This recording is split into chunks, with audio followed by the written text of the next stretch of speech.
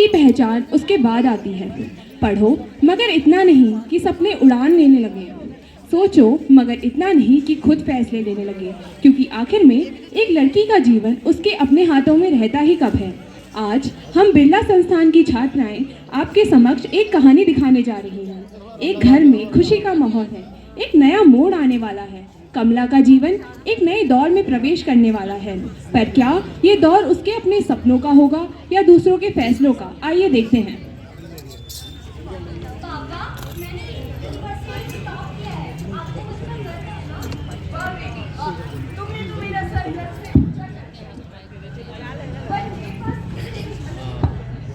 पूछो क्या? वो क्या?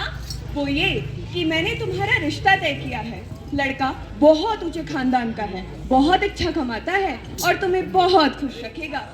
पापा, आपका जो भी फैसला होगा मुझे वो मंजूर है। वाह बेटा वाह। अरे, हमारी बेटी अभी इतनी छोटी है, तुम अभी से उसकी शादी क्यों करा रहे हो? तुम चुप रहो। एक बेटी का भला उसके बाप से ज्यादा कोई नहीं समझ सकता। मैंने बहुत सोच समझ के रिश्ता तय किया है। हमारी बेटी बहुत खुश रहेगी। आज कमला की शादी है, मंडप सज चुका है, रस्में शुरू हो चुकी हैं, मेहमानों की चहल पहल है और हर तरफ एक नया जीवन शुरू होने की खुशी दिख रही है। आज एक नए सफर का आरंभ है।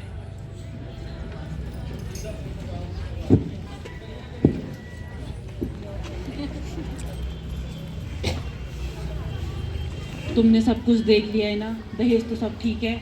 बाकी सब तो ठीक है, मुझे कैश थोड़ा कम लग रहा था। आप एक बार देख जरूर लीजिएगा। रुको, मैं लिस्ट चेक करता हूँ। एक गाड़ी, हाँ मिल गई। 5 तोला सोना, हाँ ये भी है। LED टीवी, हाँ ये भी है। 5 लाख कैश। सब्जी की 1 मिनट, ये क्या? ये तो केवल 3 लाख कैश है। ना AC है ना वॉशिंग मशीन। हमें हमारे तोहफे पूरे चाहिए, नहीं तो ये शादी नहीं हो सकती। नहीं समधी जी, ऐसा मत कीजिए। हम गरीब लोग हैं। हमने जितना दिया है अपने दिल से दिया है समधी जी। कृपया ऐसा ना करिए, हमारी इज्जत नहीं रहेगी समाज में। शादी मत रोकिए समधी जी। ठीक है, हम लोगों का दिल बहुत बड़ा है। आपने जो दिया है वो खुशी खुशी स्वीकार करते हैं। बेटा शादी आगे बढ़ाओ। आप इतने कम में मान कैसे गए? क्या करे, समाज में अपनी कुछ इज्जत है, ऐसे शादी भी तो नहीं रोक सकते। तुम इसके आगे देखो क्या कर सकती हो। जी।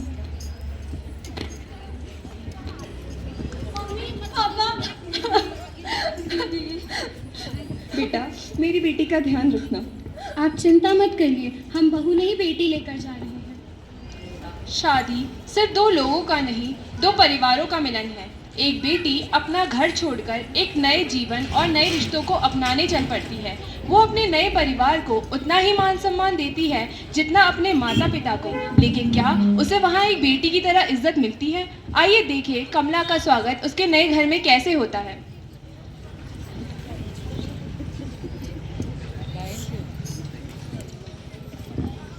सासू माँ, चाय पी लीजिए। आज मुझे जॉब का ऑफर आया है, मैं सोच रही हूँ उसे एक्सेप्ट कर लूँ। आपका क्या कहना है? ये चाय बनाई है तुमने? आप ऐसे कैसे एक चाय तो तुमसे बन नहीं सकती और तुम्हें जॉब करना है। जाके रसोई में रोटियां बनाना सीखो पहले। बड़ी आई जॉब करने वाली। पता नहीं है हमारे यहाँ बहुएं जॉब नहीं करती हैं। आप भी तो एक औरत है, आप ऐसे कैसे कह सकती हैं? जब मैं भी एक औरत हूँ ना, जब मैं इस घर में आई थी तो इतना दहेज लेके आई थी। और तुम्हारे माँ बाप ने क्या दिया?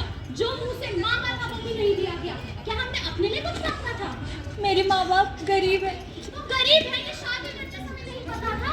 जो मांगा था तुम्हारी सुविधा के लिए मांगा था। जाओ यहाँ से, सुबह सुबह मेरा दिमाग खराब करो।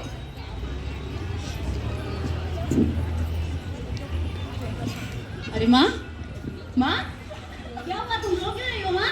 नहीं बेटा, मैं नहीं रो रही हूँ। क्या हो गया? कमला से कोई बात हुई क्या? मैंने बस उसे एक कप चाय बनाने के लिए कहा था बेटा, पर वो कहती है वो जॉब करेगी। शायद उसे इस घर में कुछ कमी पड़ रही है बेटा।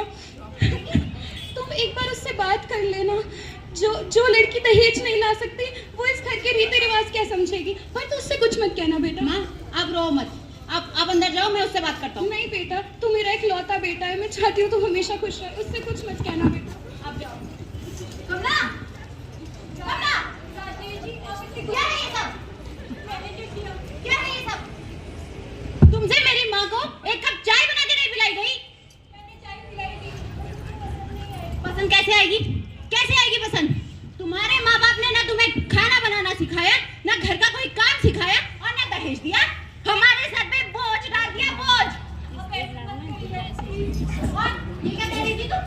तुम्हें जॉब करनी है?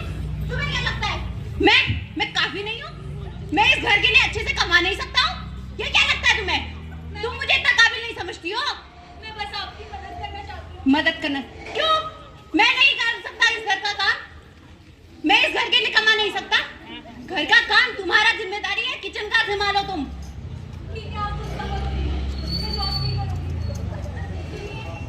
मम्मी पापा से कब से बात नहीं हुई, मुझे टेंशन हो रही है, मैं घर चली जाऊँ। बस फिर वही बात थक गई हूँ मैं। जब से इससे शादी करी है तब से जब देखो तब घर जाना है, मम्मी पापा ये अलाना फलाना। अरे जब दहेज मांगने तक तब नहीं आए थे यार मम्मी पापा। मैं आपके पाँव पड़ती हूँ, मुझे घर जाने दीजिए। जब दहेज मांगने तक तब नहीं रोती है ऐसे। अब बड़ी रोई पड़ी है यार, मेरी माँ से माफी मांग और किचन संभाल और दहेज के लिए बोल देना मैंने। समय बीतता है पर कुछ रिश्ते वैसे ही बने रहते हैं, साथ निभाने वाले, दुख सुख बांटने वाले। आज कमला के घर एक पहचानी आवाज सुनाई दी, एक अपनापन दिखाई दिया। उसकी बहन आई है उससे मिलने, उससे देखने। आइए देखते हैं ये मुलाकात क्या कहानी कहना चाहती है। आज मैं बहुत खुश हूँ, बहुत दिनों बाद अपनी बहन से मिलने जाऊंगी। दीदी दीदी कहाँ हो आप दीदी? छोटी दीदी कैसी हो आप? मैं ठीक हूँ, तुम दुबली हो रही हो। दीदी वो सब छोड़ो, ये निशान कैसा दीदी? अरे कल मैं किचन में काम कर रही थी तो लग गया। अच्छा दीदी, और ये भी किचन में काम करने से आया है? नहीं दीदी नहीं, आप कुछ छुपा रही हो दीदी, मुझे सब पता है, मैं बड़ी हो गई हूँ, मुझे सब पता है, मुझे सब बता दो दीदी, मुझे सब बता दो। दीदी आपके साथ इतना सब कुछ हो गया, आपने हमें पहले क्यों नहीं बताया? मेरे साथ कुछ नहीं हो रहा छोटी, मम्मी पापा की इज्जत कुछ मत बोलना किसी से। दीदी हमारे मम्मी पापा सब समझेंगे, अब आपको आपके चुप रहने की सजा और नहीं मिलेगी। तो कुछ नहीं, मैं आपको इंसाफ दिलाऊंगी, मैं आपको इंसाफ दिला के रहूंगी। एक माँ बाप के लिए उनकी बेटी दुनिया की सबसे प्यारी चीज होती है। उसकी हर खुशी, हर दुख उनसे जुड़ा होता है। लेकिन कभी कभी समाज के डर और इज्जत के बोझ में दबकर यही माँ बाप उसकी आवाज को सुनने से इनकार कर देते हैं। आज एक बहन अपनी दीदी का दुख लेकर आई है। सवाल सामने है, क्या अब भी इज्जत बेटी से बड़ी होगी? पापा मम्मी, आपको पता है मैं दीदी का क्या हाल हो गया है पापा? क्या हुआ बेटा? उनके ससुराल वाले उनको बहुत मारते हैं, बहुत पीटते हैं पापा। क्योंकि वो कहते हैं आपने उन्हें दहेज नहीं दिया। इतना सारा दहेज तो दिया था ना, लेकिन आपने दहेज दिया, पर वो बहुत लालची लोग हैं, उनको और दहेज चाहिए पापा। पर बेटा अब हम क्या कर सकते हैं, वही उसकी गृहस्थी है। पापा हम एक काम कर सकते हैं, हम पुलिस के पास चलते हैं पापा। पुलिस नहीं बेटा, हमने बहुत मेहनत करके ये इज्जत कमाई है, हम अपनी इज्जत को दांव पे नहीं लगा सकते हैं। पापा इज्जत इज्जत इज्जत, आपकी इज्जत कब तब कहाँ थी जब वो आपको उसको मार रहे थे? अब जब वो मर जाएगी तभी आपको समझ आएगा। मैं पुलिस को सब बता दूंगी पापा, मैं पुलिस को सब बता दूंगी। बेटा रुको, सच को दबाने की कितनी भी कोशिश कर ली जाए, कहीं ना कहीं से उसकी आवाज उठ ही जाती है। आज वो आवाज किसी अपने ने उठाई है, किसी ने चुप रहने से इनकार किया है। पुलिस आई है सवाल पूछने, लेकिन ये सवाल सिर्फ कानून के नहीं, हिम्मत के भी होंगे। क्या आज सच सामने आएगा या एक और औरत की आवाज इन्हीं दीवारों में दब के रह जाएगी? ये झाड़ू लगाया तुमने, एक काम ढंग से नहीं कर सकती ना तुम? जाओ दरवाजा खोलो जाके, पता नहीं कौन आया सुबह सुबह। हमें यहाँ डोमेस्टिक वायलेंस की कंप्लेन मिली है, ये सच है क्या? इंस्पेक्टर साहब, आपको गलतफहमी हुई होगी, कमला तो हमारी बेटी जैसी है। तुम्हारे साथ इस घर में किसी ने कुछ गलत किया है? एक मिनट, सब ठीक है तो वो खुद बताएगी। नहीं, मेरे साथ ऐसा कुछ नहीं हुआ है। देखा आपने, ये हमारी बेटी है। ठीक है, अगर आगे कभी कंप्लेन मिली तो आप तीनों को जेल जाना पड़ेगा। देखा तूने, तेरी पत्नी के चक्कर से हमारी समाज में पूरी इज्जत चली गई है। बस चलिए आप यहाँ से चलिए। हमारे खिलाफ कंप्लेन लिखवाएगी? ऐसा क्या मांगा आपने? ऐसा क्या मांगा था? हमारे घर में, हमारे ऊंचे खानदान में अगर शादी करनी थी तो तय लाना चाहिए था कि नहीं? लाना चाहिए था कि नहीं? आ जाते ऐसे ही। तुम्हारे बाप ने हमसे गुजारिश करी थी कि हमें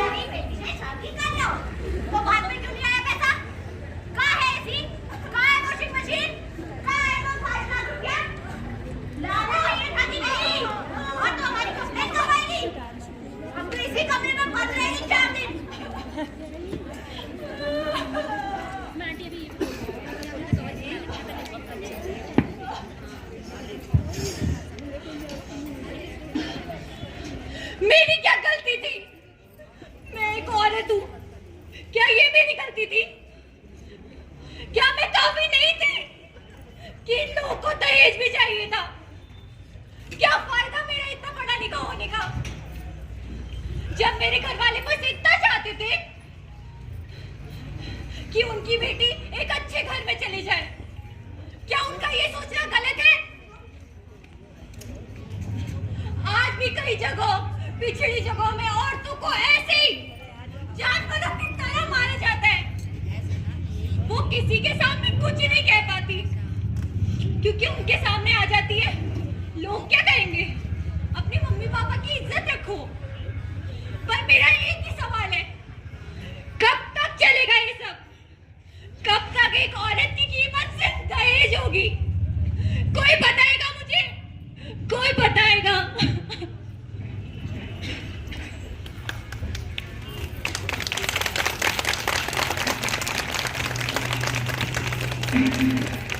ये सिर्फ एक कहानी नहीं है, ये हमारे आसपास हर रोज होता है। कहीं किसी कमला की जिंदगी दहेज की बलि चढ़ जाती है और उसकी चीख पुकारे चार दीवारी के अंदर ही बंद रह जाती हैं। जब एक पिता अपनी बेटी के सपने बेचने लगे तो समझ जाइए कि समाज भी बिक चुका है।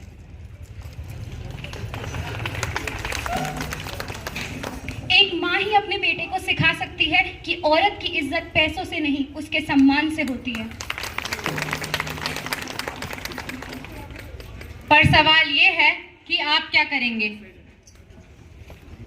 दहेज ये सिर्फ एक रिवाज नहीं, एक जख्म है जो हर बार एक नई औरत को दिया जाता है। एक लड़की की पहचान उसकी सपने हैं, उसकी सोच है, एक रिश्ता नहीं। आज एक सवाल है, कब तक एक लड़की की मुस्कुराहट का मोल दहेज से तोला जाएगा? कब तक हम चुप रहेंगे? समय आ गया है कि आवाज उठाई जाए। क्या आप हमारी इस आवाज में हमारा साथ देंगे? बंद करो ये दहेज प्रथा। तो नहीं, अभिशाप है ये दहेज प्रथा।